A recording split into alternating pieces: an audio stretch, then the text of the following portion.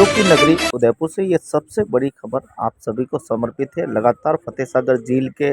पास ये मौजूद उपला बड़ा तालाब जो कि लगातार जलकुंभी का शिकार बन रहा है।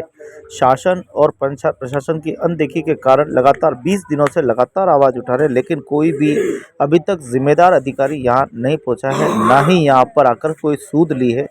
ये बड़ा चिंता का विषय है कि फतेहसागर जो कि विश्व प्रसिद्ध शहर में सबसे महत्वपूर्ण झील है, जो कि बड़ा राजस्व सरकार को प्रदान करती है, उसके बाद भी इसमें लगातार जलकुंभी बढ़ती जा रही है और सरकार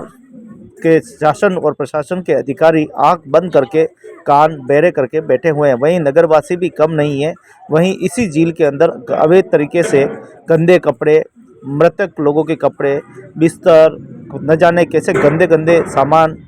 वस्तुएं और घरों से निकलने वाले कचरे सारे इसके झीलों के अंदर फेंक कर जा रहे हैं। वहीं हैरानी की बात यह है कि पूजा से निकलने वाली मंदिरों की सामग्री भी इस गंदे जो गंदगी में जो है वो डाली जा रही, जिसके उसको साफ जगह डालनी चाहिए, लेकिन हमारे कुछ जिम्मेदार लोग यहाँ लाके डाल रहे हैं जैसे उनकी कोई जवाबदेही और जिम्मेदारी ना हो। ये सबसे बड़ी रिपोर्ट जो है हम आपको प्रस्तुत करें। देखें झीलों की नगरी उदयपुर से क्या कुछ कहते हैं नगरवासी इस झील को लेकर। वास्तव में ये दृश्य देखकर बहुत ही पीड़ा हो रही है और आज हमारा ये दुर्भाग्य है कि इस प्रकार से 2.25 करोड़ रुपए का भुगतान करने के बाद भी ये दुर्दशा हो रही है हमारी फतेहसागर झील की, विश्व प्रसिद्ध फतेहसागर झील की, जिसको देखने के लिए सैलानी यहाँ आते हैं। 2.25 करोड़ रुपए भी खर्च हुआ है, लेकिन फिर भी ये पैसा कहाँ गया, ये स्वयं जिसने ये टेंडर लिया ठेकेदार, इसको जवाब देना चाहिए। और जो स्मार्ट सिटी के दावेदार बन रहे हैं यहाँ, स्मार्ट सिटी के कर्ता धर्ता हैं, जो नगर निगम के कर्ता धर्ता हैं और जो इस फतेहसागर झील की मालिक बनी हुई है यूडीए, ये लोगों के घर तोड़ने तो पहुँच रहे हैं, लेकिन इनकी जो ड्यूटी बनती है और इस झील को साफ़ सुथरा रखना सबसे पहला कर्तव्य बनता है इनका, ये लोग क्या कर रहे हैं, इन पे प्रश्न चिन्ह उठता है। और मुझे आज याद आता है कि जब मैं छोटा था उस समय जलकुंभी इतनी विकराल हो गई थी, उसमें उदयपुर के समाज सेवियों ने, उदयपुर के समाजों ने, उदयपुर के संगठनों ने स्वयं आकर जलकुंभी निकाली थी और जलकुंभी से मुक्त किया था हमारे इस पिछोला को। तो आज उसी जिजीविषा की ज़रूरत है उदयपुर वालों को। अगर उदयपुर वाले सोच रहे हैं, नागरिक सोच रहे हैं कि स्मार्ट सिटी आने से, नगर निगम आने से, यूडीए आने से हमारा शहर प्रगति की ओर जा रहा है, तो मैं कह रहा हूँ दुर्गति की ओर जा रहा है, क्योंकि पैसा खर्च हो रहा है।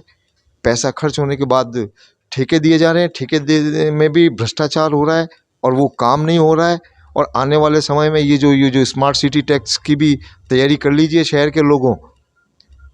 और या फिर जागरूक हो जाएं और शहर के प्रति अपनी जिम्मेदारी को समझें और सारे इन म्यूनिसिपैलिटी के कमिश्नर से, यूडीए के कमिश्नर से, उस ठेकेदार से जवाब लेना चाहिए कि ये 2.25 करोड़ रुपया कहाँ गया और तू क्यों इस जलकुंभी को बढ़ने से रोक नहीं पाया। नहीं तो वो दिन दूर नहीं जब ये फतेहसागर नहीं जलकुंभी सागर बन जाएगा। और मैं इस जागरूकता के काम के लिए शहर की जो प्रतिष्ठा है उसको बढ़ाने के लिए जिस प्रकार से यहाँ के प्रकृति पर्यावरण के लिए हमारे मेवाड़ टुडे चैनल के गोविंद जी काम कर रहे हैं, तो मैं इनका आभारी हूँ कि इन्होंने 20 दिन पहले चेताया भी था, जब ये मात्र 10 फीट एरिया में ही फैली हुई थी और आज ये कम से कम 100 से भी ज़्यादा स्क्वायर फीट एरिया में फैल चुकी है। और जो फतेहसागर का उपला तालाब है वो तो पूरा पानी ही नहीं दिख रहा है, वहाँ तो जलकुंभी दिख रही। इसलिए इस चैनल के माध्यम से मैं आप सभी से आग्रह करना चाहूँगा कि ये चैनल नहीं है, ये उदयपुर को बचाने का अभियान है और इस अभियान में मेवाड़ टुडे के साथ जुड़ें, गोविंद जी के साथ जुड़ें और आगे ये जो विकराल समस्या आगे ना बढ़े, इसको समाप्त करने के लिए कार्य करना अत्यंत आवश्यक हो गया। और ये भी सोचनीय विषय है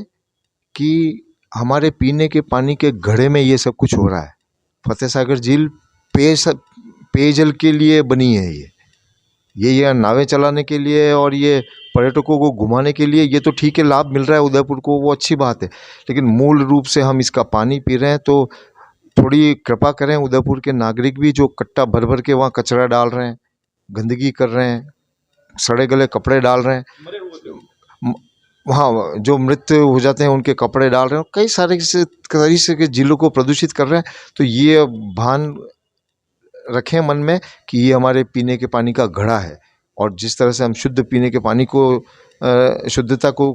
प्राथमिकता देते हैं, वैसे ही इन झीलों के पानी को भी पेयजल के रूप में पवित्र रखने का काम करें। धन्यवाद।